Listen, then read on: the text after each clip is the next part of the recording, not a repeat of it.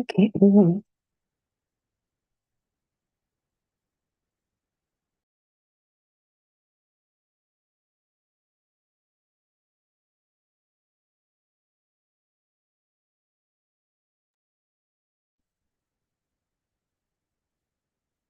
Township Board of Supervisors and Planning Commission. Please join me in reciting the Pledge of Allegiance. I pledge allegiance to the flag of the United States of America and to the republic for which it stands, one nation, under God, indivisible, with liberty and justice for all. Perfect. Assume you all have the members present. I don't have to announce right now. So just to go over the gist of this session, we're gonna aim to end this by like 6:30 or so, since the board and Julia have to go to Marshall's Creek Fire Company quarterly meeting with our other neighboring municipalities. And the idea here is to reach some finality and utilize some of the reference documents that Julia had provided to us with regard to various uses. We specifically wanted to talk about lodging and retail use definitions. So do we want to start with lodging? And then get into the open definitions later on, once we see how what we decide here Can you speak a affects little that. louder? I'll do my best. Okay. How's that sound? Good. I'm okay going through lodging. I know, Robert had sent an email. I don't know if we wanna go through that as well, just in your thoughts on, because I know Robert thought maybe the best way forward for this would be to, maybe I'm wrong, maybe that was Nikki who sent that, to have a smaller group, try to actually come up with the changes based on the end of this meeting, because I don't think Sure. we'll necessarily have the changes ready to go. Just want Correct. to keep that in mind, that maybe a smaller working group that is only one board of supervisors, so we don't have to advertise, right? Is that right? Julia? Sure. I believe that the idea was to do a smaller working group, bring it back to the main board for a bigger meeting to look at all of the stuff and let most of the stuff. Yeah, just to. Just have a draft presented. Right, because in this group, it doesn't make sense to do wordsmithing. It's gonna take forever and Right. don't want to do that. I mean, I think at the end of the day, what we really need to come out of here with is whether or not things should be. The nature of their permitted use status should be changed in any one particular zone, or if the definition. Would affect that, such, and then there's other notes that Julia had on here, like the acreage minimum. I mean, for whatever reason, Adventure Lodging doesn't have one, which I think the board did not intend it to have one, but. There are things from the past, like an Alzheimer's residential care facility. That somehow is not permitted anywhere, but has a 4-acre minimum. There's things of that nature, the differences between bed and breakfast, inns, various clubs. All of that is in lodging too. So, shall we start with adventure lodging? So according to this, ED, it's a conditional use in the ED zone, present. Correct. Do we know when that came about, that definition? I want to say it was added roughly 2 years ago. Oh, We added it because at the time, Shawnee and some other places were experimenting with more or less glamping, but we decided to call it adventure lodging for the purposes of the ordinance, since that's it's. interesting. Yeah, if I'm not mistaken, did they not have like yurts on top of platforms that were roped onto trees for some reason, right, Robert? That was. No, I wanted it to be roped under trees because then we could get away with it being in a floodway because it Oh, that was that. was anchored. Right, but other than that, we added it because there were different types of experimental stuff. The only thing I wonder about adventure lodging is not necessarily, whether it should be changed fundamentally, but basically, it seems like it could be not incidental, but accessory to a resort, but it could also be its own thing. Well, I mean, what are the things that are similar to, right? I mean, I would argue in the case of, I mean, Shawnee, that is part of the resort and. Yeah, But, I can imagine someone wanting to do that similar to a campground. We have a separate definition for campground. Under which, what does PPU stand for? Principal permitted use. that's So right. a campground is allowed in the ED by right. And an adventure lodging is not, so one might think that if someone wanted to do adventure lodging, they would just call it a campground. Cause then they don't have to pay $1,500 per conditional use, so that does seem like something that needs to get clarified.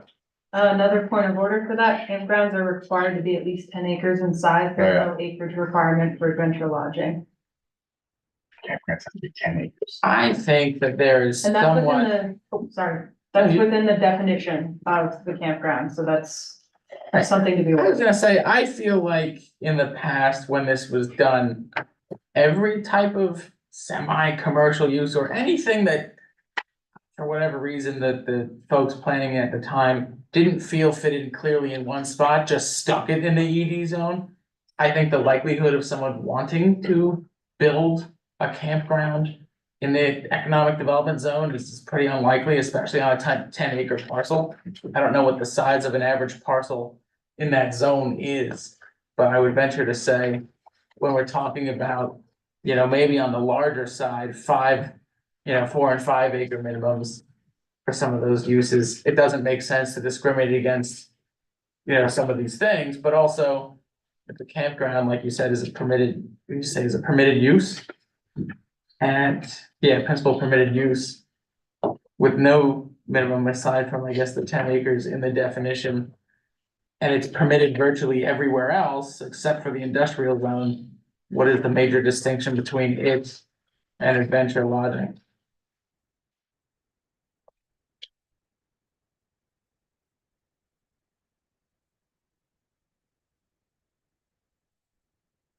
From this, I'm sorry, man, Yeah. Go ahead. from what I'm reading here, it looks like, Julia, under the definition, the only place the, adventure lodging is permitted is in the ED zone, am I correct? Correct. Correct. Okay, and it looks like campgrounds are everywhere except the M1. As conditional uses except That's what you M1, just said, right? yeah, and permitted by right Right. in ED. Right. And then a commercial camp is permitted by right Everywhere, everywhere. except the. I do think there's two types of lodging, maybe just to simplify a little bit. You do have we seem to be using the word dwelling for where you live permanently and Right. lodging, which is Temporary. temporary. Hmm. Membership, how does a membership club differ from a commercial camp or club? Well, see, what I saw, my note on the membership membership club and camp was, one, you could just remove the camp because, you could theoretically have a campground that accomplishes the same thing, but generally, I read this as the intent is something like a VFW and not necessarily a campground, but as we know, there are Christian camps and different things, but I don't necessarily know that it requires an additional type of use that extends, maybe the intent beyond what it is. You have that as. I mean, I guess I just say use right- everywhere. Right now, if you look at commercial camp or club, I don't know why you couldn't just say that's also the definition of an inn and you're permitted by right to put it anywhere.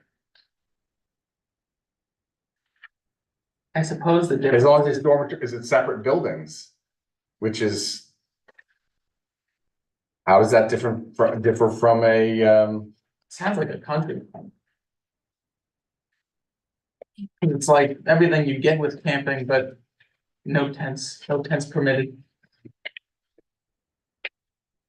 Like when they wrote these, they just came up with.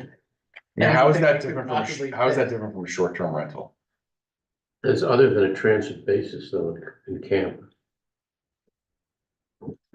The business as opposed to an individual. Isn't a short rental defined by it being in the house? It So to kind of answer that question, a short-term rental is designed as a dwelling in which the owner rents any area of the dwelling for one or more individuals, for less than 30 days. This definition applies to all types of residential dwellings, including to single-family, family residential properties, seasonal homes. I got that, but then if you look at commercial camper club, it's a business offering dormitories, cottages, cabins, or similar accommodations. Eating facilities, sanitary facilities, and recreation and or education facilities to public at large, or any segment of the public. On other than transient basis. Oh, other than a transient basis. What does that even mean? Why, what does that mean? Should be transient, on a transient basis. Means it's not an overnight lodging. Well, that's what a Which is the Is dormitory. that what transient, is that the definition of transient No, overnight? dormitory is by definition where you sleep, it's accommodations. Transit means coming and going. Are you talking about the? Yeah. Just wanna make sure, cause I was looking at another and they're all the same. What's the other one that was almost exactly the same as that? I mean, the difference between a commercial camp or club versus, you know, the membership one, the only distinction is that. It's like for an established type of group that is, you know, like Rotary basically, or, you know, a Christian camp. That's how I read it, but when you get to the others, you know, it doesn't read the same. I guess, maybe, I don't understand the difference. It seems to me that they wanted to permit those types of camps everywhere, but business camps only in certain spots. I don't necessarily think we should have camps everywhere. I think that's kind of. It doesn't make sense. Where, in the economic development zone, where would I put a campground? I cannot think of, you know, that many locations that makes much sense in, because I think the biggest concern is probably, from the community standpoint, is probably. What can you allow in a residential zone and what can you not, right? Right. Because when you have the ability to do. What do we call them, short-term rentals, it sort of was, all this was sort of irrelevant, because you could just do whatever you want, and there was. An agreement that, you know, if that came about, the ban on that was mostly due to party houses, people owning something, living in New York, not being accessible, and these places causing challenges. I just think it makes sense to, I don't know, maybe honestly going through each one of these definitions doesn't make sense. It's like, what is it that we want to have? And how do you define those things? You know, resort, inn, adventure lodging / camping, club, campground, trailer park, bed and breakfasts, air bed and breakfasts. Well,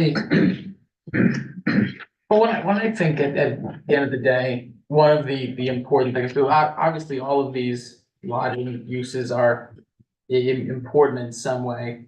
But I think about cases like, you know, Eric's proposal that got shot down essentially on an arbitrary acreage requirement. I can't distinguish that. Eric, I think what did you present it as? A resort or an inn? An inn. Right, But I think that more so my case was based on the fact that we had 7.5 acres and it requires a 10-acre minimum, but I'm surrounded by PRD.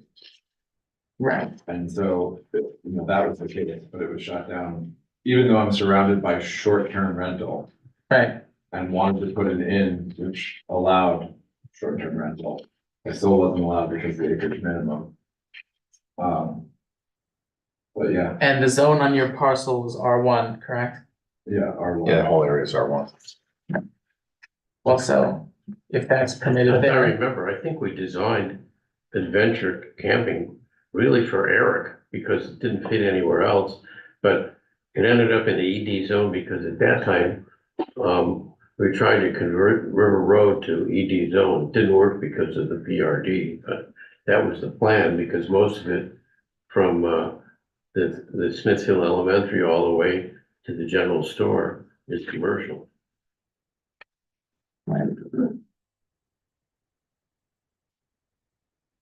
I guess what I'm seeing is like, when you look at hotel, resort and inn, like, they're clearly. A hotel is different from the intention of the resort here, which is you have multiple different things. You can do axe throwing, you can drink here, you can golf there, blah, blah, blah. There's a spa here and it's all owned by the same common entity. But when you look at an inn, it's not necessarily like wildly different. It's like a looser definition that, you combine all of these things, but it has to be 10 acres, but you can't have more than 50 rooms.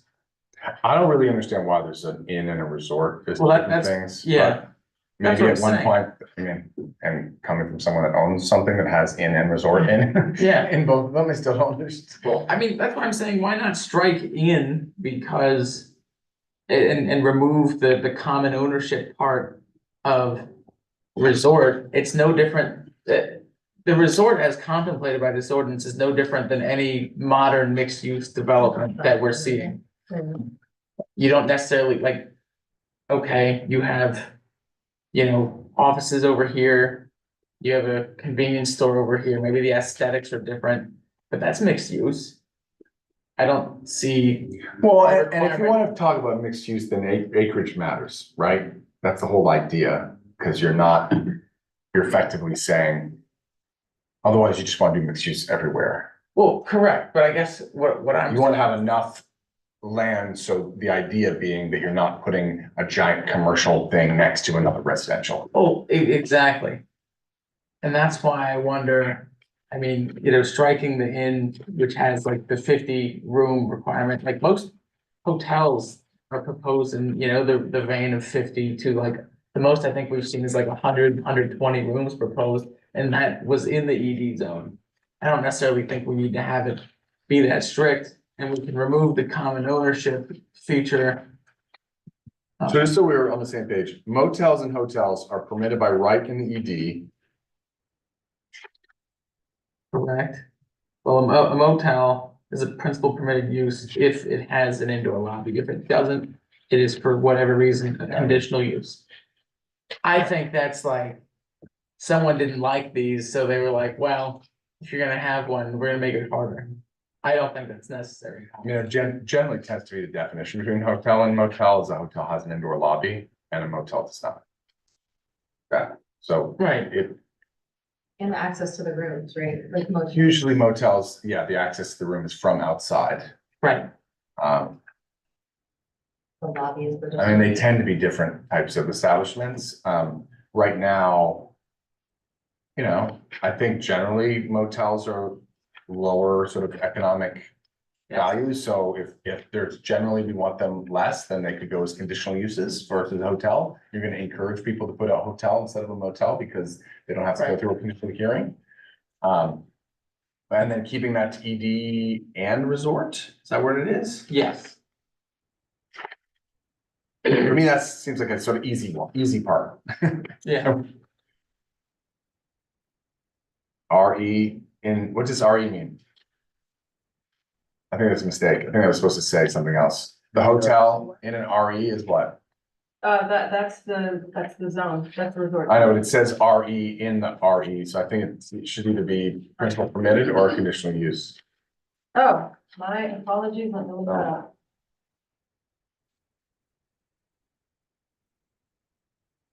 Some things aren't even in the schedule. Right. Yeah, see, hotel, motel, same thing. Principal permission. How could you have a hotel that doesn't have an indoor lobby? If it's accessed from the inside? A hotel? No, it'd have to be. Well, that's what I'm saying, like, you look at this and it says, a hotel is a principal permitted use, or it's a conditional use. if you Well, know- so do we think we have general agreement that the definitions should highlight that basically a motel, you're accessing your rooms from outside exclusively, and a hotel is a lobby. I guess the challenge is hotels can have lobbies, they can have outbuildings, you can do both sometimes. Right. Well, motel already says direct outside access. So Right, you but the problem is that once you get into the schedule of district uses, that definition is kind of countermanded by the way it's written. Point of order, it confirmed the RE is supposed to be conditional use in that space. Yeah. But if we just say, like motels are conditional uses and hotels are permitted, That's what I'm suggesting. yes. Yeah, Okay, we're on the same page. I think that makes sense, Yeah. but and whoever does this will redo those two definitions, so they're in keeping with what we all probably think is the difference between a hotel and a motel, Yeah. without putting it exactly into words. Okay. Effectively, a strip building with a place where you check in and then you go into your room separately is a motel. And a hotel is something where you are coming to a lobby. You're going inside, there are rooms accessed from the inside. There might be some that are accessed outside, but there has to be at least some that are inside. Right, yeah, I'm seeing combo. Go ahead. The conversion or what's happening around here of motels becoming apartment complexes where people stay. Mhm. Is that what you're talking about at all? For a long time. No, right now, we're not talking about that, because an apartment complex would be considered a multifamily, dwelling unit. Correct. It's like the Boom Motel, which is now called Marshall's Creek Short Stay on the sign. Yeah. It's It's apartments. Yeah. And where is that zone? That's ED. Yeah. I don't necessarily think it's incorrect to have apartments done properly in that zone. Well, it's a But- motel whose definition has changed. Well, Its use has It changed. even says it on the sign. Well, where No, I understand that. We're just trying to say, Well, is it they- allowed anyway? well, in Ken that zone? actually enforced against that, and then they beat us in the appeal of Ken's decision at the zoning Oh, they hearing did? board. Yeah, this was in 20. What was that? What was the argument on the, The argument So, was here. that because we did not have a time attached to whatever transient meant, that's why they got through. So that's why Ken suggested in his words that we put in 30 days or less. Because that is the technicality that allowed that to go through the zoning hearing board. okay. And Now, just I'm just throwing it out there, if someone wanted to go a month to month lease, which is probably what they're doing there They are. already, well, then that would still fall into that same loophole. It's a blight, but I don't have anything else to say about it, but it really. Yeah, I mean, one of the challenges is you can have blight, but you also have to have It's a certain blight. uses that are, It's a blight. They have upholstered furniture sitting out. I mean, it's a blight. I don't have to go into any detail. A blight is a blight. It's dragging the whole community down.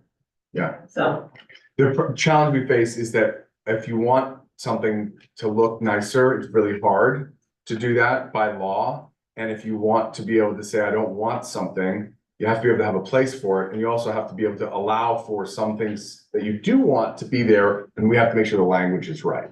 So unfortunately, we can't say you can't have a short-term rental if you have, furniture on your porch. upholstered furniture. Well, I think that is in our zoning. You're not allowed It to have is, upholstered. not allowed. But it is like in one fell Is swoop, it? that whole Or is that area East Stroudsburg? now is Short-term blight. rental I is haven't not seen allowed anyway. talking about the It furniture. actually Talking looked about better furniture. when it was the Forney, we used to call it the Forney Motel. Right. But it was actually looked better for our community when it was that dilapidated thing. Now it's established and it's terrible, terrible. Well, I think if you actually permit multifamily dwellings in some fashion outside of a mixed use setting in that zone, there are ways that you can tailor the ordinance that's going to limit that. And I think basically when you have a motel that is converted into, long-term housing, that definitely hurts because the rates are less, there's no motivation to keep it in good shape. If you were So, coming here from away to work here, being transferred to work in the medical community, you came with your wife.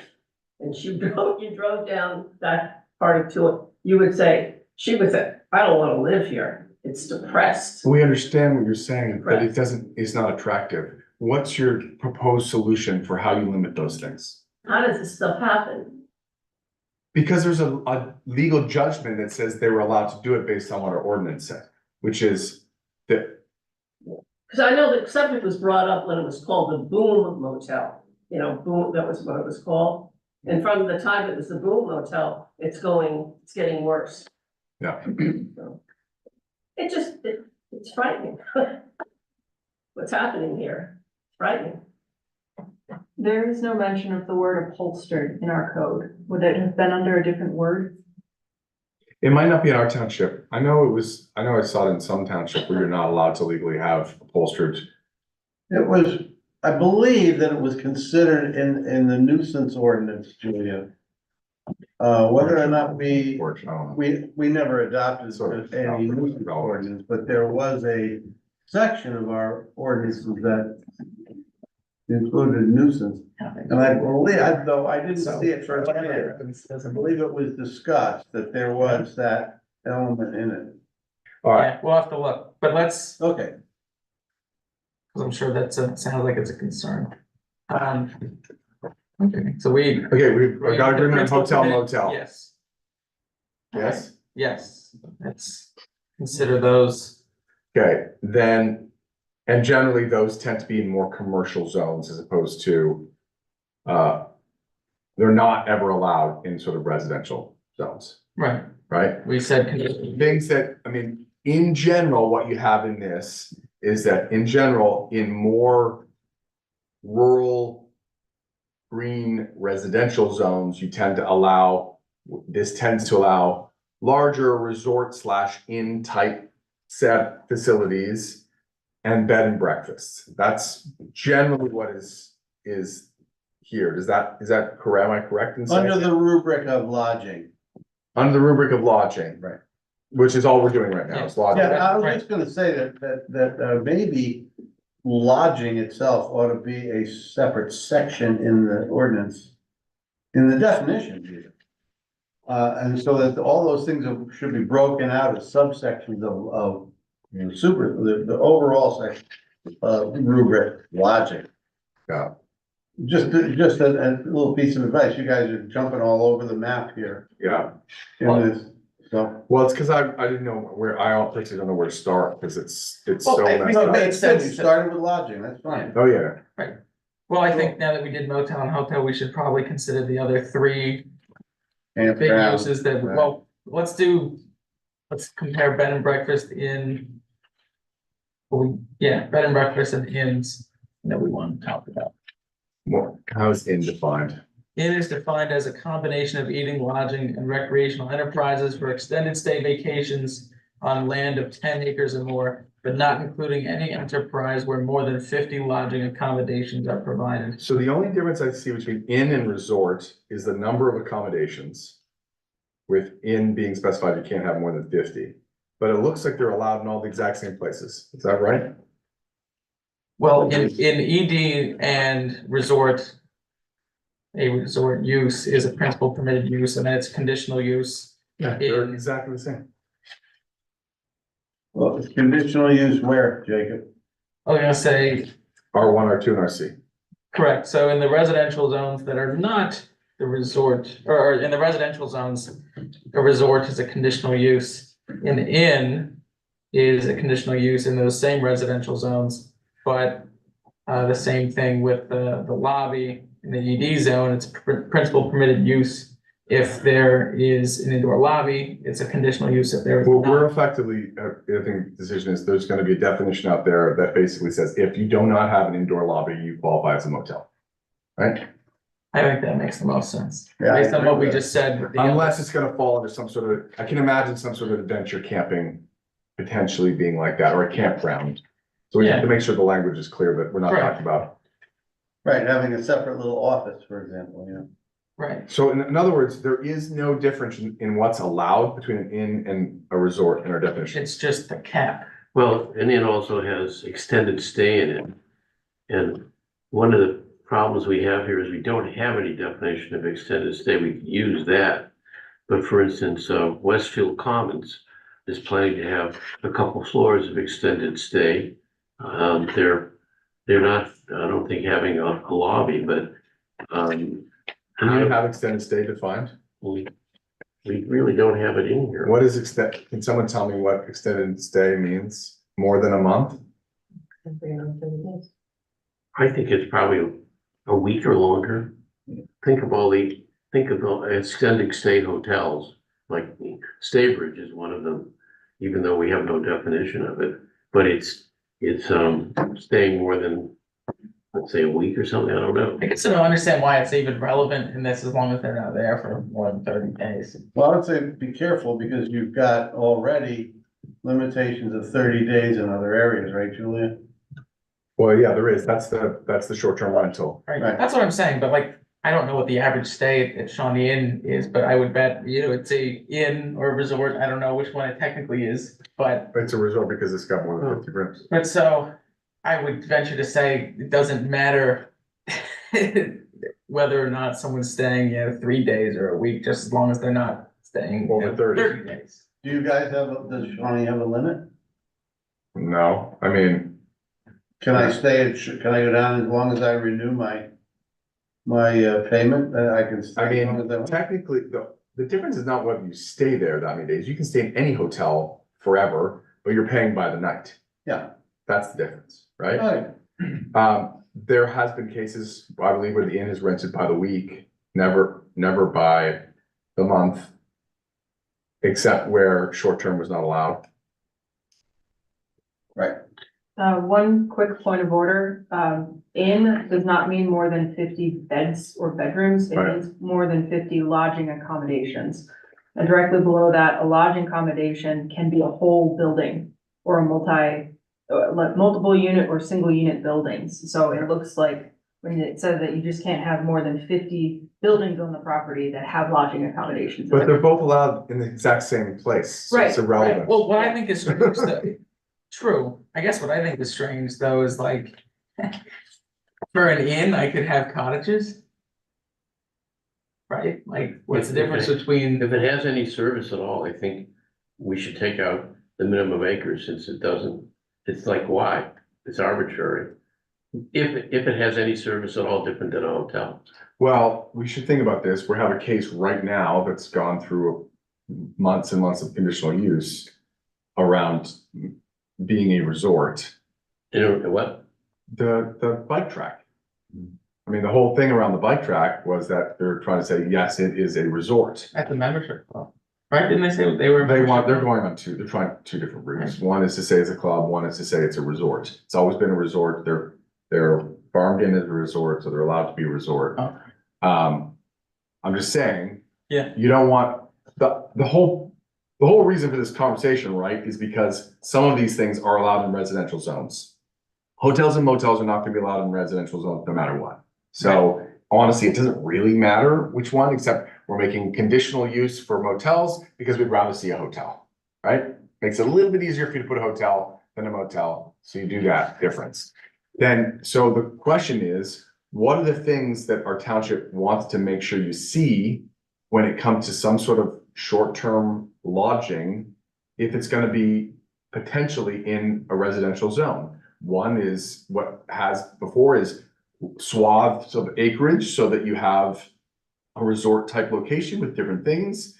The other is sort of the opposite, which is a bed and breakfast, which is small and quaint, but the owner is there and around, unlike a short-term rental where you can buy your house and live in wherever out of the country and rent Let's it talk out. about bed and breakfast too, because as I said in these notes, we actually have short-term rentals, but we just don't call them that. Anything that Wyndham has, which is 600 units and is in the R1 zone, but with the PRD overlay, is rented and can be rented as a short-term rental. Yeah. And they Well, those short-term rentals are allowed in that PRD, that's why. Short-term rentals are allowed in the. Not in R1, they're allowed in an In the RD. PRD, and PRDs are allowed in an R1. But I'm saying that practically, what you have is a whole area of short-term rentals where anybody can rent, and the difference between that and a short-term rental is really only that there's supervision. because Wyndham is taking the responsibility of supervision, but anybody who's an interval owner can advertise on Vibro or Airbnb and rent out their unit, and Wyndham itself and all the units Wyndham owns does the same thing. Mhm. So what I'm saying is, okay, let's just look, for instance, the application we have now for a variance on a home in the little, the village of Shawnee, okay? The application is by Shawnee Inn, right? And what they're saying is, we want to rent a bed and breakfast here, but we're not gonna be on the premises, we own the one next door. When you say to yourself, okay, on one side you have Fort Dupuy, on the other side you have Wyndham, both of whom can do this. But on those two streets in the middle, even though they're saying that they'll have the same supervision, they can't do it? I mean, this doesn't make a lot of sense. And I think what maybe we should think about is redefining bed and breakfast as saying, and this is, by the way, true in several states, where you either have to be the proprietor living on the property, or you could live adjacent to it next door. As long as you're controlling the property, and that you don't have to serve breakfast, but you have to provide breakfast. Well, that allows, let's say, Wyndham or Shawnee Inn or whatever, to own a B&B or control the use of the B&B on their property, and saying that they're responsible and they're gonna provide the food for somebody. It seems like splitting the difference between that and what we have is very little. And what we're doing really is creating an obstacle for people who might want to get into B&B breakfast, the bed and breakfast business. Because right now in the township, as far as I know, we have no bed and breakfasts. We have nothing. Yeah, there's one on, Yeah, Stony Brook is not running, so I don't know if we have any. Stony Brook's sort of running. There's, yes, there sometimes. Isn't it just one? Leslie- Or a motor? Yeah, that one. There's another one Leslie on, retired. Which She's one? not doing well, and she couldn't because of the ordinance, it, right. because she's not occupying the building. She occupies the adjacent building. She used to have it in her house. I'm probably, I said last year, now, my farm will be a bed and breakfast. There you go. So, yeah, that was always the plan, was to make the farm a bed and breakfast so people could stay. Yeah. But But it's something to think about. Do we want to encourage some kind of alternate lodging that's less expensive than a hotel? Seems Or like it's different is really what it is, right? having our rules. But, I mean, we have to, I do think it's very important to remember why we have the no short-term rentals, and it's that, Right, well, short-term rentals are only a principal permitted use in a resort zone. They're not permitted anywhere else in any other form. I know, but a bed and breakfast is effectively a short-term rental, but with the owner being there. Well, yes. I'm just saying differentiate when we say short-term rental as Okay, defined for okay, what we know as an Airbnb versus, correct. the other things that maybe are on there. Yes, definition for extended stay, they say it's generally 5 to 7 days. But they can go as much as weeks or months, depending on the type of accommodation. As you mentioned, Doug, State Bridge, where they have the refrigerator, you can cook, where people go to have vacations, wanna stay for a few weeks, they get a discount. I don't know how you'd regulate around that.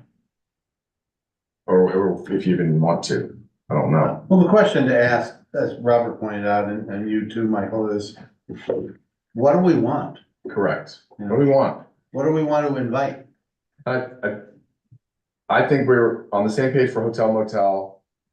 I think I mean, I said what I thought it was trying to be, but I don't know if I heard a response. I mean, generally sort of land, what that acreage is in terms of a resort in place that has multiple amenities, different buildings, that is effectively kind of like a little PRD, but for guests versus Right. a lot of the PRDs are for permanent lodging. Wyndham's is not. And then this other, I mean, I love bed and breakfasts as a, you know, a quaint thing. Yeah. But the problem is, it has to be done right. I mean, I'll say it, when I was on the planning commission and the ban on short-term rentals went through, I disagreed. I thought it should be allowed, but with a bunch of requirements. I'm not saying toss it out. But maybe Robert's suggestion makes sense for. Well, it was being abused too much, Exactly. as you know. I know, and it was about the party houses, but it was one of those things that I thought was throwing the baby out with the bathwater a little bit. I think so. I think the only thing the township gained by throwing it out then, before it became a prominent problem that everyone else faced now post-pandemic, I think it saved itself a lot of headache, but it also misses out on opportunities. No, I mean, in the end, I think it's good that it went into place, because it would have taken too long to do what I had suggested, which was to make sure it's regulated properly. Right. But maybe there's still time for that. The other type of accommodation we've not discussed is these, well, we haven't talked about camping, mobile, but we also have not talked about Alzheimer's residential care, assisted living Right. facilities, those sorts of cares. Before we get to that real quick, I just wanted to figure out something that I think we had discussed previously in open meetings. I think we found that what Eric was proposing, that ultimately the variance was denied, was not an objectionable use. And perhaps, I don't think the acreage requirement should be, oh yeah, perfect, 7.5, that works for you. Yeah, it's But hard. what could that use be defined as where it's okay on like 5 or more acres? It doesn't.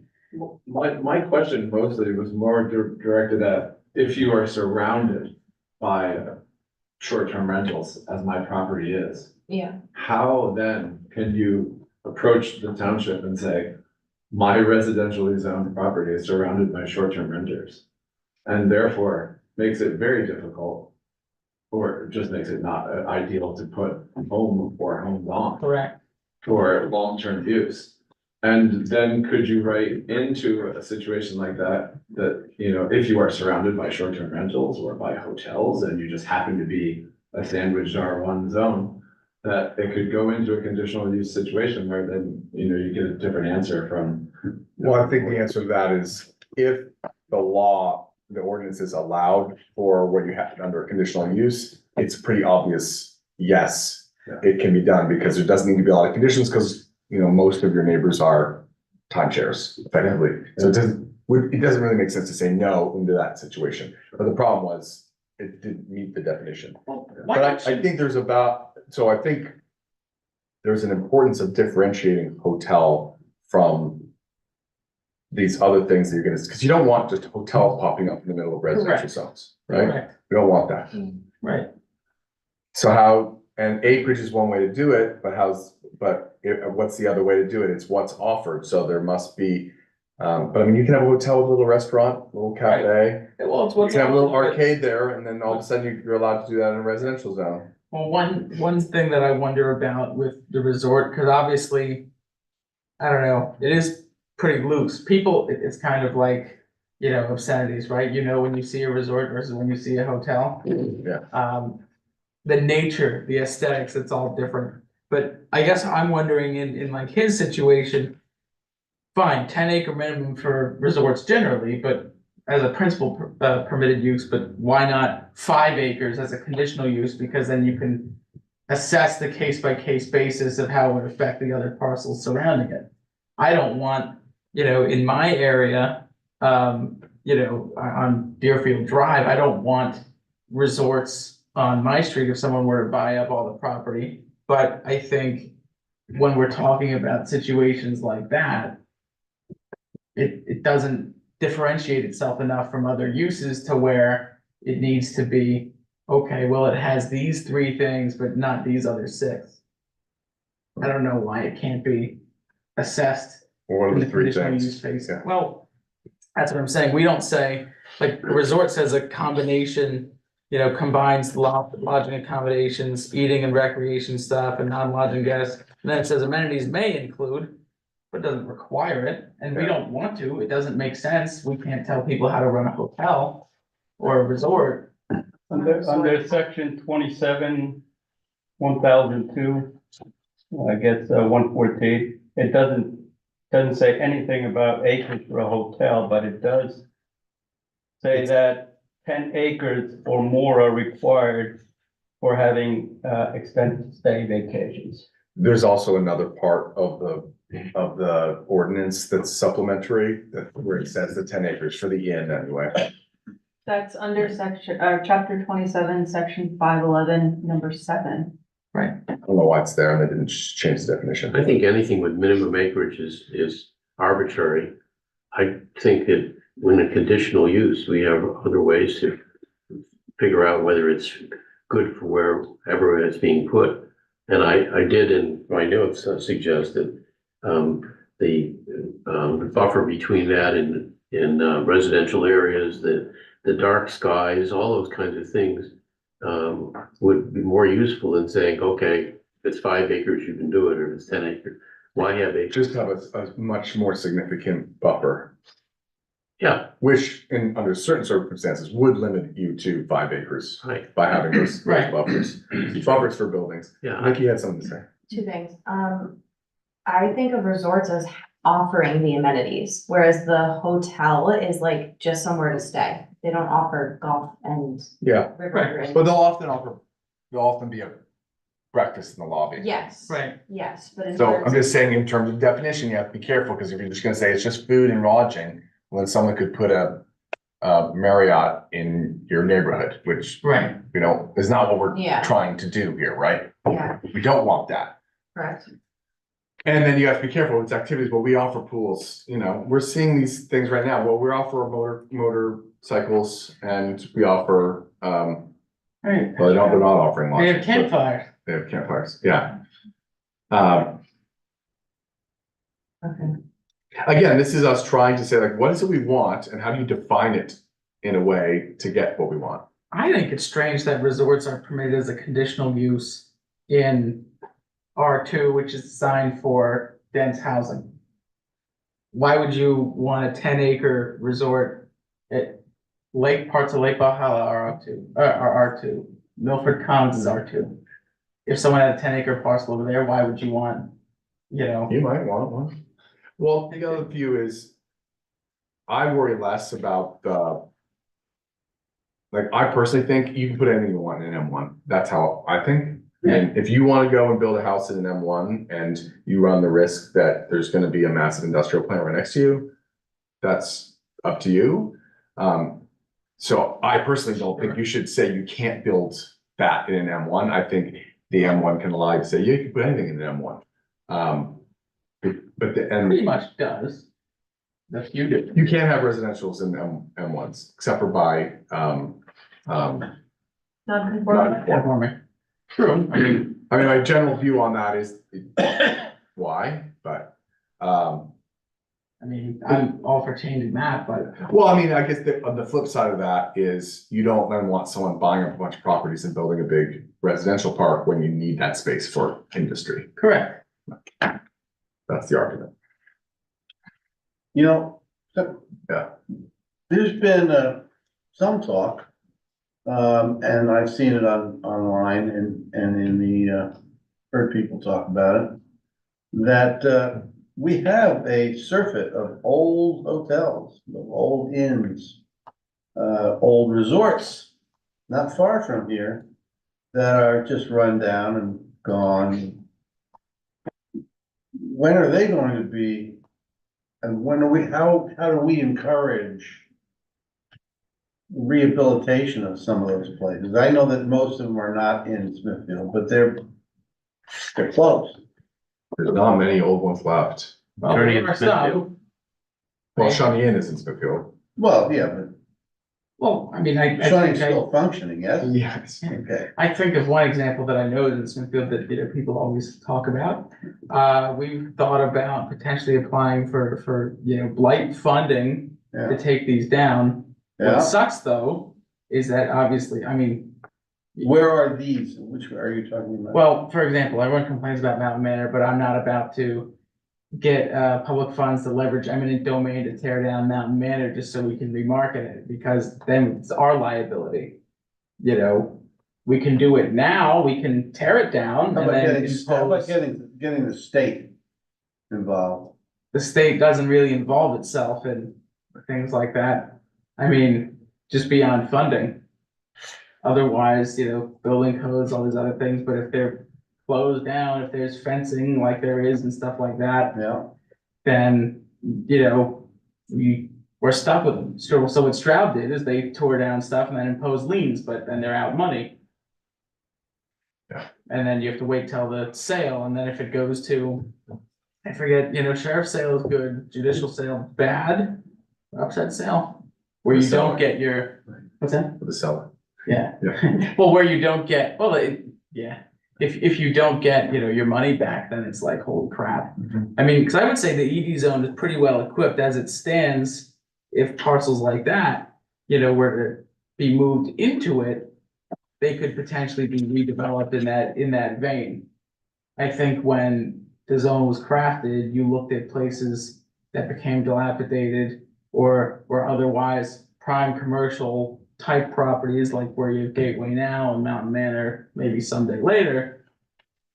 That's, you know, designed for the infill development, so I don't know what we can do to incentivize them beyond what we've already done. I wish there was just more money, because then, you know, if we were not out all the money ourselves, it'd be easier to clean up blight like that. I mean, there's a few homes that are blighted like that, but then you get into talks about, oh, you're kicking people out of their house and so on and so forth. But it's a problem. you know, it didn't, Mountain Manor didn't even occur to me, that's a whole, to me, that's a different animal. That's open space. But, I was thinking about, what is it up there in, Bushkill? Oh, Fernwood. Fernwood. Yeah. You know, what a shame.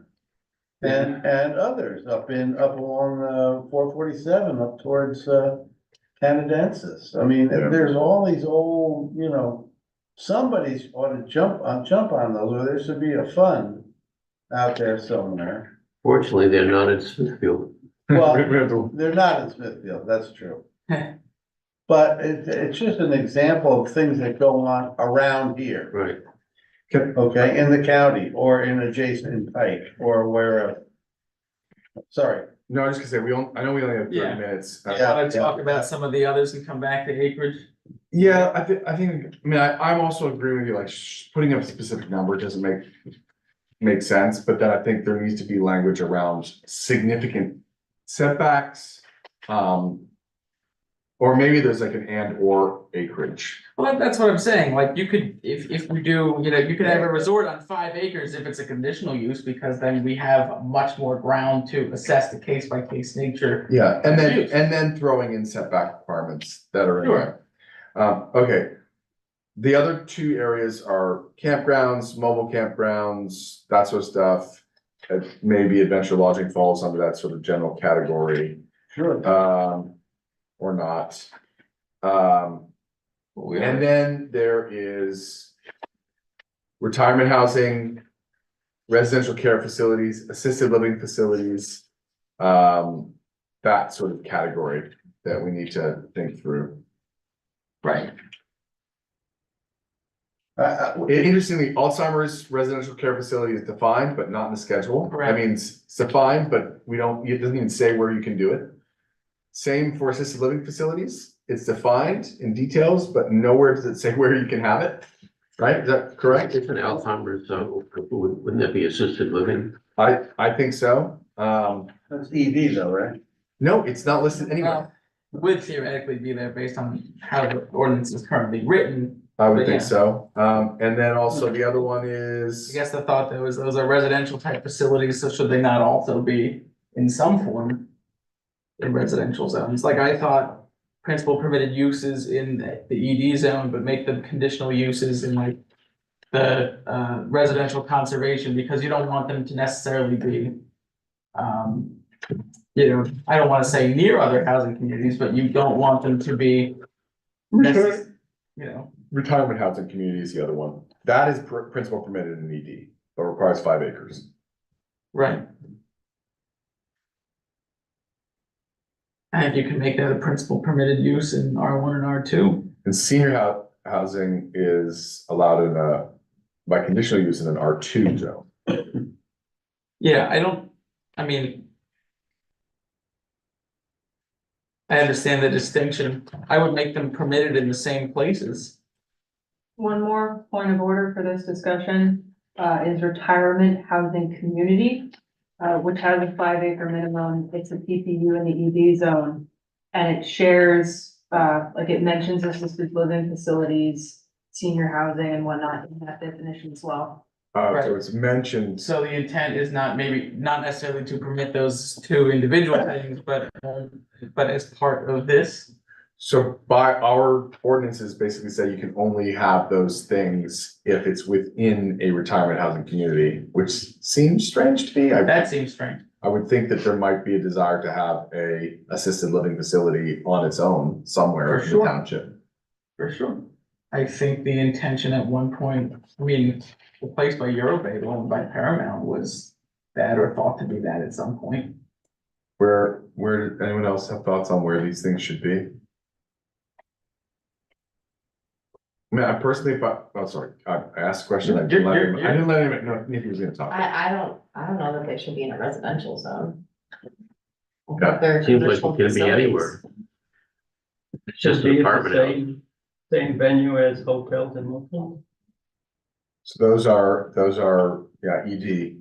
I guess I'm just thinking like my ideal residential facility would probably, if I wanted to send my parents, would probably be somewhere very rural and open and green, which Correct. tend to be R1s. Well, R1, In our but also the residential conservation where you're limiting, the frontage, So unfortunately, I think what has probably happened here is by just saying, no, we don't want them there, we want them here. And 10 acres, we've done these minimums to make it a little easier. The reality is, what I think I just heard is for resorts, for also these sort of retirement centers. They probably make sense in R1s, but only if there can be significant setbacks, Mhm. significant acreage. I think it's the safety of like elderly residents too. Yeah, We don't want them on 209. Well, since it's conditional use. I think it should be required in those communities to be, well, it can be, sidewalks. you could have things like conditional use that. and can you put requirements for setbacks that are specific to a use? Yeah, that's why we have supplementary regs. But they're not right now. We do not have those in any of our supplementaries. I don't think I've seen any I do additional not believe setbacks. so. But that's That's why- not something I've researched, but I can look into it. That's why it's like those asterisks in the, the side of the schedule, because then it says, we'll see, X Oh, they're all section. different. But they're generally like pretty big They're categories. generally pretty big, but then when you get into, the other things like major mixed use, like we talked about, not only the definitions, but the articulated walls and different things, that can find itself in supplementary regs. The supplementary difference- regs is still, or it's still zoning, not saldo. So Correct, they can't be waived. They would require a variance. correct. And under resorts, it does define health centers. So is it assisted living, considered health? Sounds like, Where's health center? And resort, you'll see it toward the. Oh, I think that's supposed to be like spa house. Well, it does mention spa, but my Health guess, center, but it doesn't, it's different from, a spa. well, my guess with health center and daycare centers is like someone trips and falls.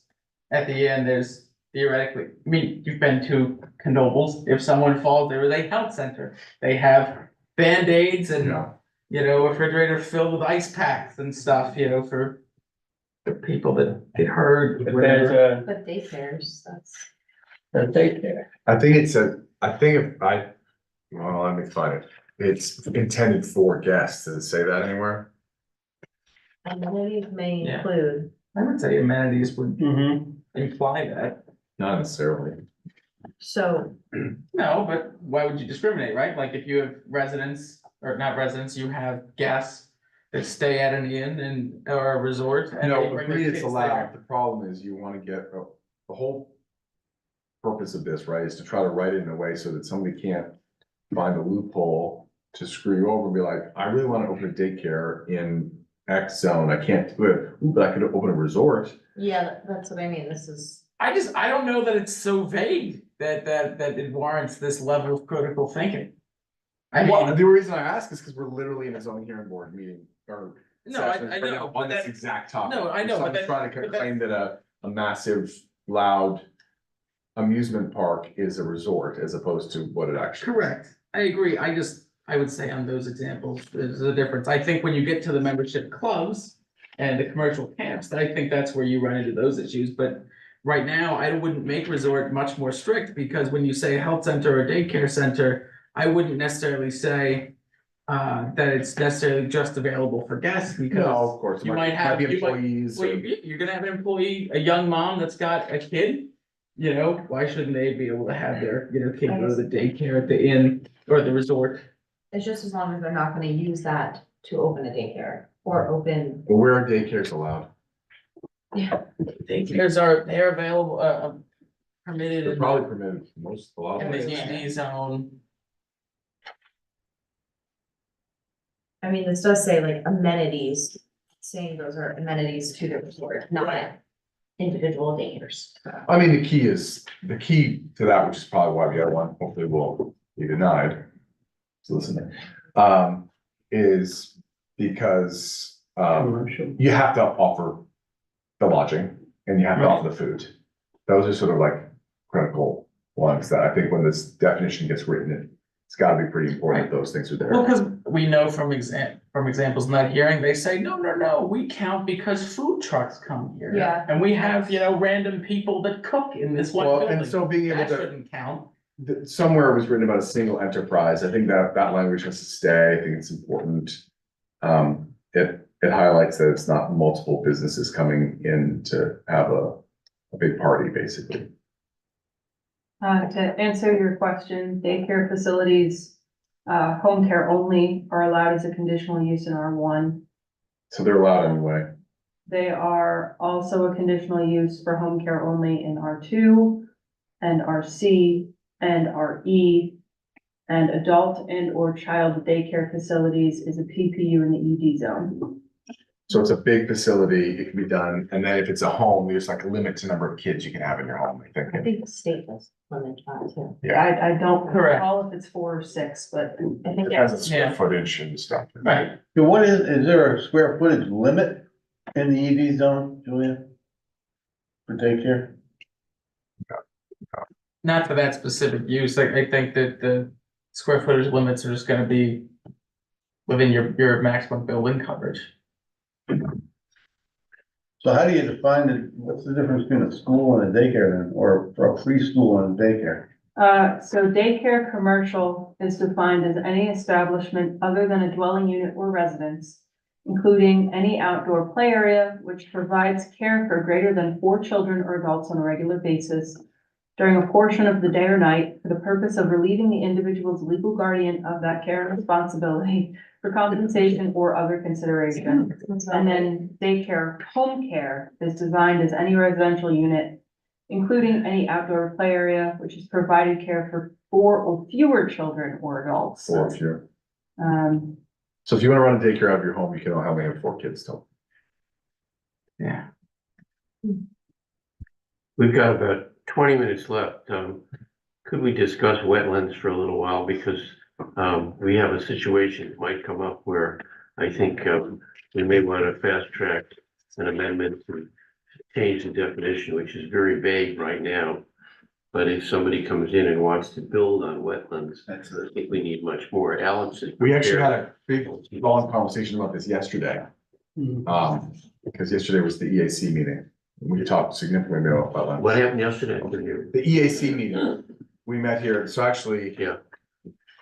Doug was here. Same you were thing. here, I was here. Same thing came up. Well, we talked a fair bit about wetlands because that's, and Alex, of course, that's what we've been talking about that, about getting how we get wetlands onto the official map. We had a few different conversations. I've got a question to the changing of the definition. Did you draft this, or is this? Alex drafted that. This. And I basically brought this question up to Alex yesterday.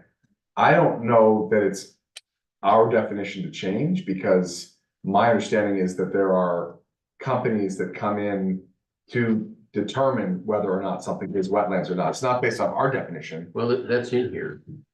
But Okay.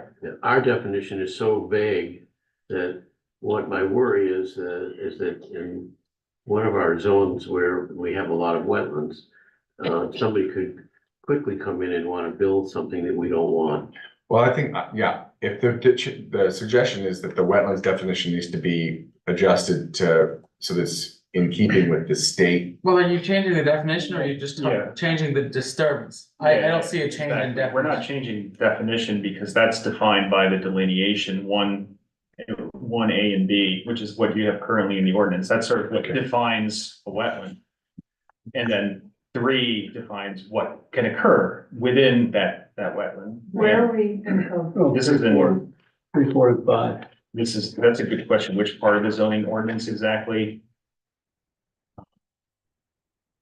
I don't have it cited on here. It's not under definitions. This is under wetlands itself as It's a under the zoning. Yeah. 27 point. Right, because we Something. can't grant these. The introduction, we're just talking, but anyway, to kind of clarify, I just to kind of talk about what Robert wants to talk about here. Number 3 is sort of what can occur in the wetlands based on the ordinance. And I found that actually, under the current definition, wetlands can be used as part of sewage treatment systems or for recreational uses such as golf course development, which I think is problematic. I believe that directly conflicts with chapter 26, though. What's chapter 26 there? Chapter 26 is the thing that we just went through with stormwater management. Yes. It doesn't conflict. I disagree Okay. because that only is triggered when you have more than 5,000 square feet of new impervious. It's not a zone. Okay, It's just for best management practice for stormwater. I This understand now. is Okay. in essence a different situation entirely. But are we talking about if it's approved sewage treatment system, does that not mean that it's part of like there's a pipe that goes underneath it? That's not clarified, but as it reads currently, someone could put a on-lot system in a wetland, which I think would be Yeah. not necessarily what the community would. Right, so you destroy that wetland. Is that not why exactly we have public sewer authorities, because people's own systems were failing in places like this? It's a good point, and that actually came up at the meeting last night, and I added number 4 as a potential thing to consider to clarify that, so that it couldn't be misinterpreted, where moving forward, no on-lot sewage disposal systems or on-lot water supply systems shall be located within the wetland margin area or wetland area. All that sort, but you're not saying that, like, are we saying that no pipe could go through it as well? No, we're not saying that necessarily, and there, you can add some language where, and I didn't include it in this draft, where you could have piping through wetlands if there's absolutely no way around it, but it would have to minimize disturbance to say, and then This they says have 10% or whatever, but, Yeah, No earth disturbances. Well, is it 40% or 10%, Alan? well, 40 is what it presently is. Correct. Green is that's- what you're proposing. yeah, so. Sorry, I'm a little colorblind. I didn't see the green. I didn't notice that first. So utility crossings and things of that nature may have to happen, and I could add some language in here. I had another draft where I borrowed some language from other municipalities, which had some language, but they basically had to demonstrate hardship in order to do that, and if they did impact the wetland for utility, they had to basically apply to the township and show that they're gonna restore another portion of that watershed on their property to make up for that disturbance. Create another wetland. Yeah, basically like But create an Then artificial. that's the moving of wetlands. Mhm. Unfortunately, sometimes utility companies do have to impact. I mean, utility companies do that Yeah, sometimes. or for like, and so there could be some provisions where, okay, so you have to do it, it's unavoidable, but you have to restore the wetland over here to make. So, and I think what's important on the movement thing, I agree, you should, but this is saying, again, whatever we do here is not gonna affect land development plans that are already in place, by the way. But for future, Right. we're saying, no more than 10% can be developed. But even if it is going to be, it's only for these things. Right? Yeah, so basically I added. You can't like move 10% of the wetland because you wanna put a house there. Yeah, very specific for, I can add some language on like utilities. I actually had that language kind of drafted. I wasn't sure whether to present it, but I can add that. What I also want to differentiate is between the wetland itself and the wetland margin. In your ordinance, you have a wetland margin, which is 75 feet around the wetland. Right. And there, in some circumstances, there may be some conflicts with Act 167, depending on the size of what's being proposed, on the property, in which case you can add some language that says the more restrictive one shall apply. That's what Middle Smithfield did with this sort of language. I actually took some of their language on number 5 for no cutting of any vegetation within the wetland. I took some of that from I mean, the Middle Smithfields. How will this affect, as was discussed yesterday, but someone already has done this, has eliminated the vegetation, the trees, it depends on whether, I think it depends on whether the delineation is already in the map or not. Like, if it's not delineated, then I would assume they could be asked to undo it, right? There's maybe. Not, there's- I mean, if for our current ordinance, not the new one, can't, Well, no, like there are, as far as like trees go, we are not allowed to say you're not allowed to cut down your trees. right, That's protected by the Acre Act, I think it's called. That prevents anybody from saying like you're not allowed to, timber harvest your own property. unless it's in the deed, right? Right, if you've got deed restrictions, but then the township has no jurisdiction on enforcing like HOA deed restrictions. that's the That- HOA or the private It came up. contract they have. This came up last night. The timber harvesting however, in a wetland would constitute disturbing, No, plants, no? I absolutely. mean, even if they're mature trees in a wetland. The Which is acre being law that done. Julia brings up makes it complicated because, the township technically does have jurisdiction over land use within its borders, and it would be defensible, I think. It would probably, someone could challenge it and we might win, we might prevail by saying, look, it says you can't clear. If you want relief, come to the ZHB. If you want to, clear cut half an acre of forest that happens to be a wetland, come to the ZHB and seek relief. For any of this, that's the escape. If someone has a wetland, and they like to do some things in there that aren't defined here, they can just come seek relief. Does that include the 75 foot? Cause I happen to think, I mean, we saw that map. And I personally don't think we want something where you say, no, you can't do any development whatsoever in our township. I'm not saying that's the case, but you start adding 75 feet over a 1 foot by 1 foot delineated Right. wetland. I don't think there are any 1 foot by 1 foot delineated. There almost was, I mean, I had to deal with it over at where the Beneca was, and in the end, it was not considered wetland, that's what the engineers said. But if that was, that entire property couldn't be used for anything. It's right there in the You're talking on about- Minnesink, talking about Minnesink Avenue, Right. houses going down there. Just to clarify, Michael, that's already in your ordinance. The What's- 75 foot. It's what, The 75 foot's already existing. yeah, but you can seek, It's currently, you're allowed to seek 40% development within that 40%. 40%, correct. Right, so, Well, that's what I was saying, if you're gonna say 10%, all of a sudden, and you can't disturb 10% of the 75 foot setback, then that starts to get, for me, a little bit egregious. I agree there should be 10 or 0 on the wetland itself, yeah, so we can keep the 40% of the margin. Yeah. and then Scratch 10 that, of the wetland, and, or well, 0. zero, so I can revert that back to 40%. I think there does need to be some flexibility in how landowners can use their property. just kind of Only on the setback, not on Right. the wetland itself. Right, Right. and that's, I think, it's. We're just removing some of the extra Right, exceptions that you basically already get, right, is the thought. right, yeah. I'm a little unclear on what you're talking about, setback. It's Talking called, about buffer? in your. Yeah, in your our ordinance, 75 feet away, you Yeah. can't do anything 75 feet from the wetland. Buffer, Yes, okay, so that's the interchangeable word there, Mhm. setback and buffer. yes. Okay. So all I'm saying is if you're saying you can only disturb 10% of that 75 feet of a wetland, I mean, it becomes very restricted, which. 75 feet actually sounds a little restrictive. I thought it was 50 feet at one time. It's a lot, it's 75, which is Yeah. why you don't want, I mean, if you have a little, if you have an acre and a half, you Yeah. can't have any wetland on your property, you can't build a house. Okay, So we'll keep it at 40%.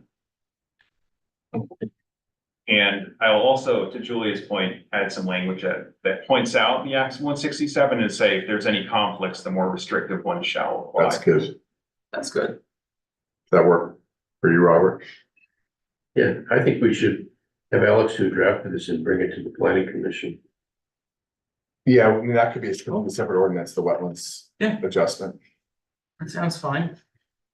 Are we, from the way this is being discussed, and just to make sure that Alex doesn't get overloaded, I know Dark Skies kind of paused a little bit because we're waiting on the NCPC, but we're okay with this getting fast tracked past that one. This one seems a lot more straightforward than And that. it's not a lot, huge, it's Okay. one pager.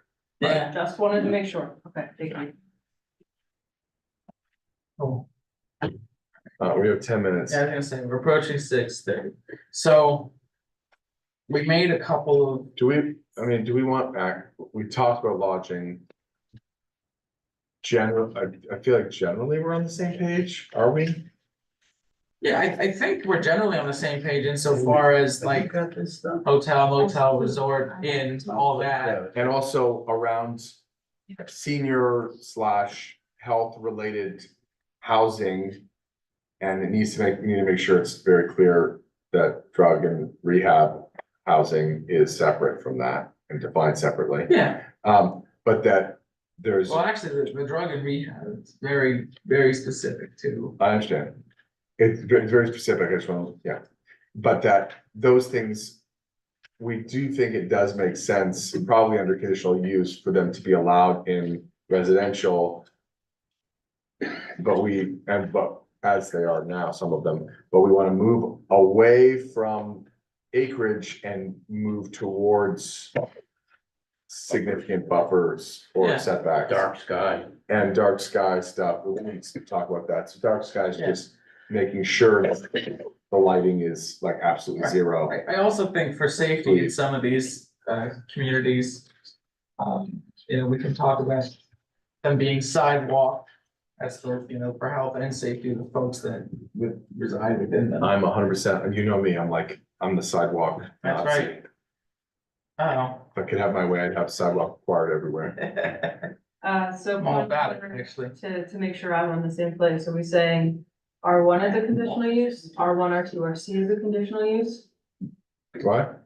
For assisted living, retirement facility like this, just R1 as a conditional use, R1, R2, RC, R1, R2. Well, right now, some of them aren't listed anywhere. We sort of feel like, and I think And I the think we definitions should need to align. be cleared up. And, I would distinguish the assisted living and Alzheimer's care from the retirement and the, well, that's a Senior community, housing. so that's different.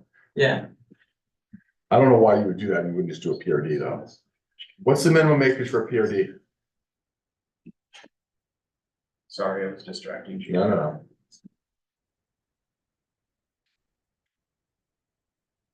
I think generally we're saying allowed by right in an ED. Condition in residential but stipulating some pretty significant buffers and maybe some acreage, I mean, Right, probably well, 5 makes retirement sense. housing community, see, this is what's weird. Not all retirement housing communities, which I guess is what distinguishes it from senior housing, has the, Amenities. well, I mean, amenities here are all medical in nature.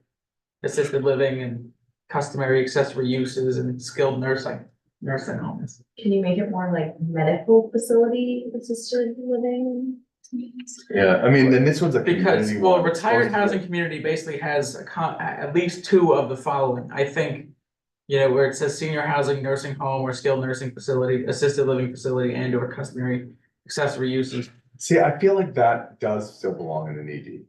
Well, I think that does too, and I think that's fine, but I think it should kind of require the housing use, because it doesn't make sense to have a nursing home and distinguish a nursing home and an assisted living facility or a skilled nursing facility Like, if you They're have, almost always combined. Yeah, they're all, yeah, or those facilities offer all. so I think when it has that community aspect, it should require some of, at least some housing that is not necessarily. And I will just say, now that we have the rules in the ED zone, you could do that anyway, it's just called mixed use. Correct. And this, I mean, we can have the definition, it doesn't necessarily, And I wanna say this too. do it We anyway. could get into this at a future meeting, obviously, because we're 6 minutes out from being done here.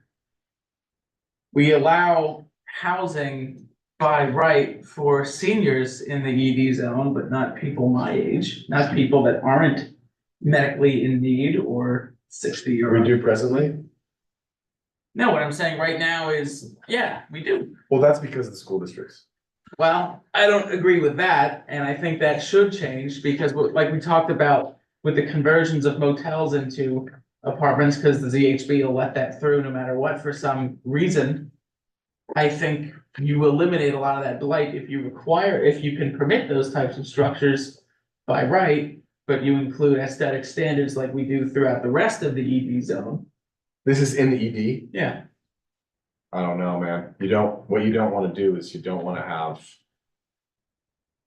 convert all your ED to residential. no, I don't wanna do that at all, but I also think when you look at commercial corridors in other municipalities, you do see, flat out apartment complexes. You see R2 type things in. Yeah. Yeah, Look at Stroud Township, like Whitestone Corners, things like that.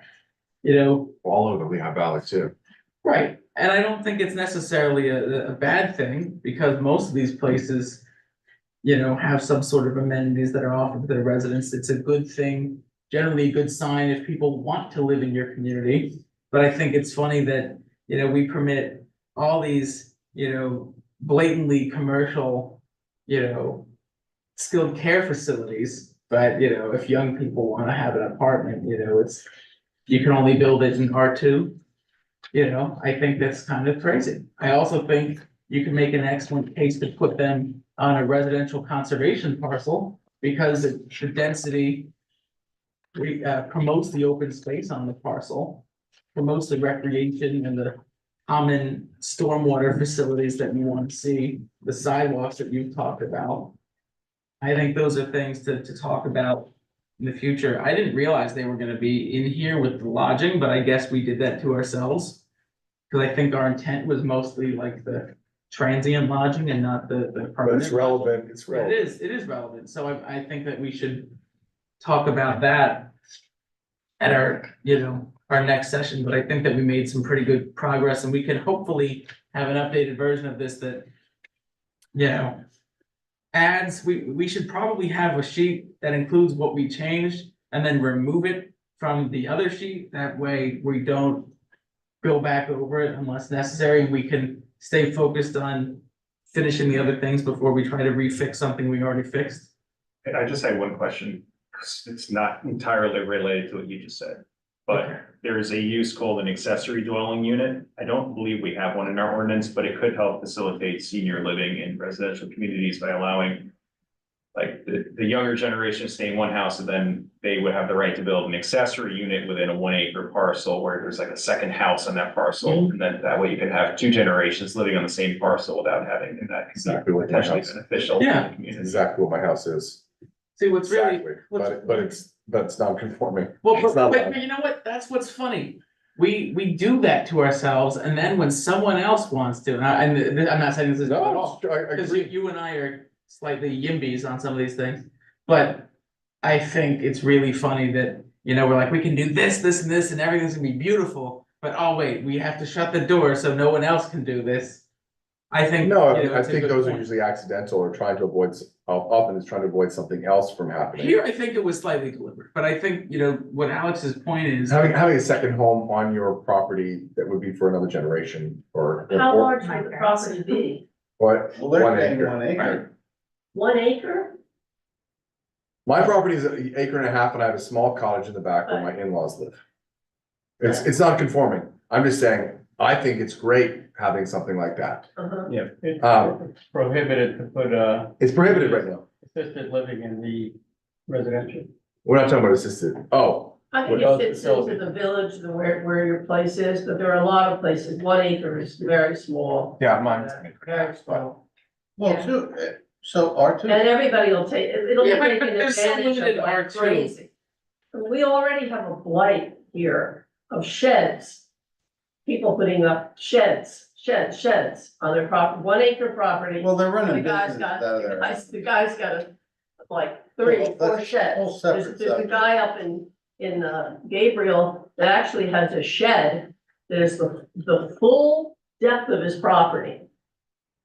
The full, you know, you gotta It's be not- careful. Yeah, well, I mean, there are, like, Because- there are I mean, that guy might be in breach of other I things if mean, I it's in a guess- business Oh or my God. setbacks. Yeah, And that's, If anybody, I will tell you, we're aware that, or I'm aware, I guess where I can say we're aware. Yeah. We've had some enforcement issues and we're working on those enforcement issues. We're working on them.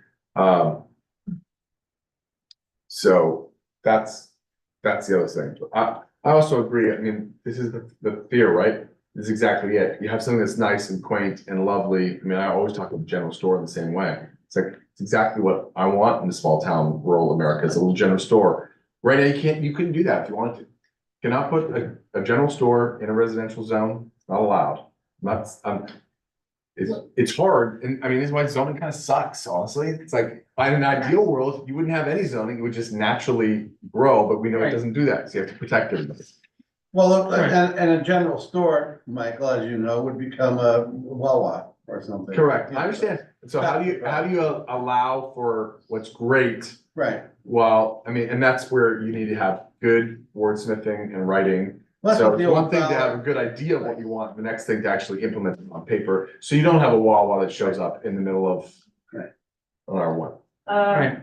Planned residential developments are minimum of 250 acres.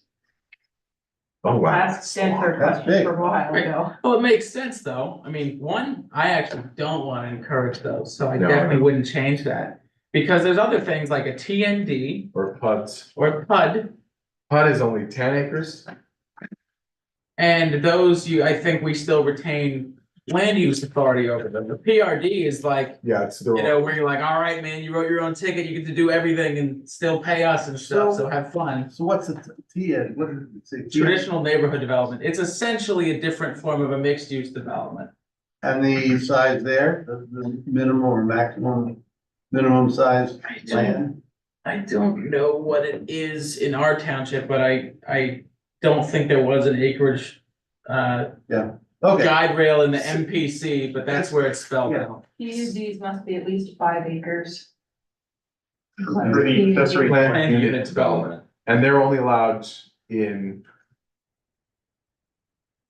They're kind of restrictive, I think they're only allowed in no, they're not allowed in R1. and these are dwellings, right?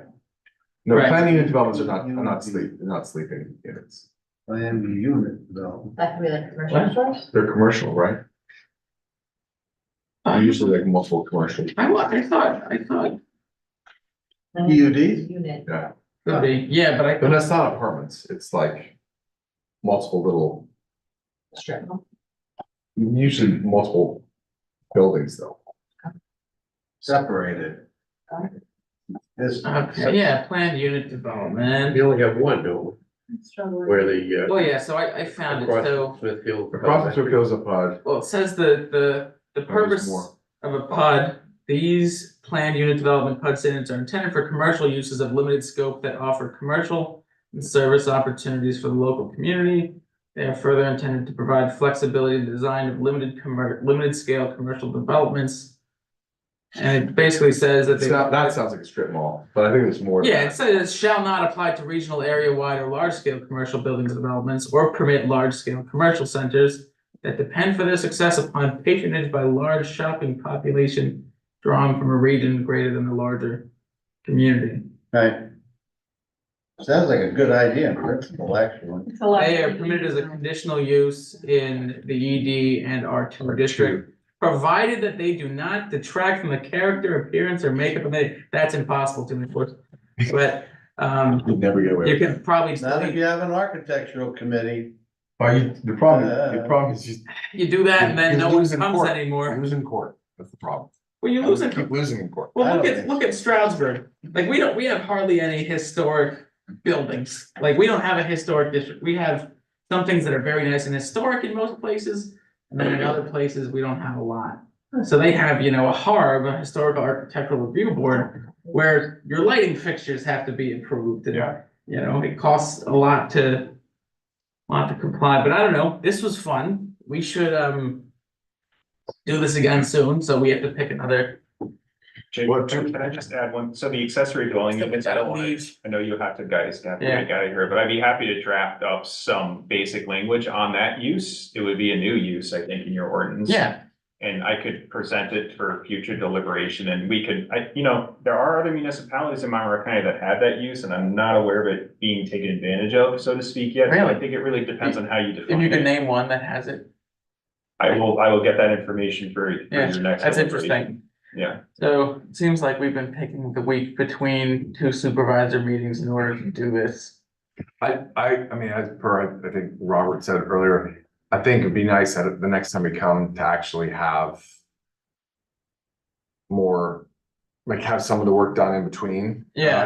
I'm just trying to think if legitimately No. who's gonna be able to do that, but I mean. Well, I someone agree, can I do would it. love, even if it were just in this committee with that group to just say yes or no, and then ultimately it'll be up to us as the board then to get, you know, a We have to get draft that- we like back to the PC, then they can vote on that to us. So we can still shape it, but I think that we should probably, you know, format it that way as a couple, you know, a few propositions like, okay, this, yes or no. But we need to get to a point where we have that updated language, Yeah. because it's not there now. We're not saying yes to adventure lodging, no, you know. or- Correct.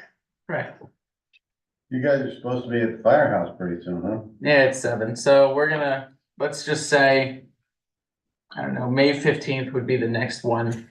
But ideally, some of these things, we can break out into shorter ordinances. That way, that we don't necessarily need to correct everything at once, but some of the things that we get done ahead of time, as Robert kind of suggested in his note to us, that we could potentially get done. So there's more clarity by the end of the summer on some of these. May 15th. May 15th. do you ever That's consider fine. talking to an urban planner about some of these ideas that you had? We hired one for a long time. I remember that. Township has hired several, so Several? Over time. Several, yeah. over time. Tom Committer, right? He was- Spare me another urban Yeah, planner. Committa, Shepstone did stuff too. Who? Tom Shepstone, I think his first name was Tom Shepstone, yeah, he was here the other day actually on a different matter, but we've talked to a lot of That people was and 20 years ago. we spent a lot of money. I don't know, I would say we probably don't need one, right? problem- We have an engineer the that pro- already does The this. problem is with some of You have an these, engineer that does it?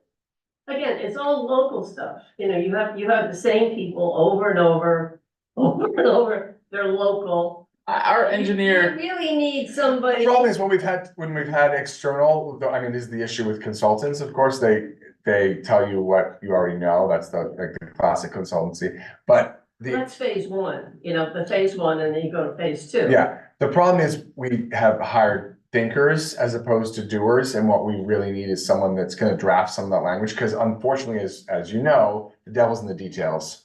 And so I think we actually have a pretty good idea of what it is we want to see. It's a question of how do you put that into language? I don't think that's something that Tom committed was good at. no, Didn't this do is, that. this is not a vision, this is fine tuning existing things that we already have, it's not necessarily reinventing the wheel. There might be a few additional spokes here and there, like the accessory dwelling unit, but most of these things are just refining multiple large-scale changes that have already been done. And we're seeing that some of these things didn't really work, and we're just trying to correct for that, it's not necessarily an overhaul. But everything looks like it's going downhill. I mean, I would say that that's your I thought. disagree with you as well. Okay, if you start at Marshall's Creek Shopping Center. We have to just go. Drive down that street and look, it's frightening, it's blighted. Right from there, go through the shopping center and then go down 209. It's also a function of the economic viability. That is a challenge. You only get what people are willing to do. Cause we're not gonna do it. We can't go and I build, realize that, but right? I think that, I mean, I gotta We have say, a lot of we have to take public comment by law or we can't leave. okay, yeah. Can we make a, No, we need to take more public comment. Is there you're gonna take? anything else? iPhone, Gene, Eric? Anyone on the phone want to make public comment? All right, now I'll entertain your motion, James. Make a motion to adjourn. Ms. Manette, here a second. Okay, a second, all in favor? Aye. Okay. Who's Thank going? you. Are you going? I'm done. You should know. I can't go. I gotta pick up my dog. Oh, you can't? Oh.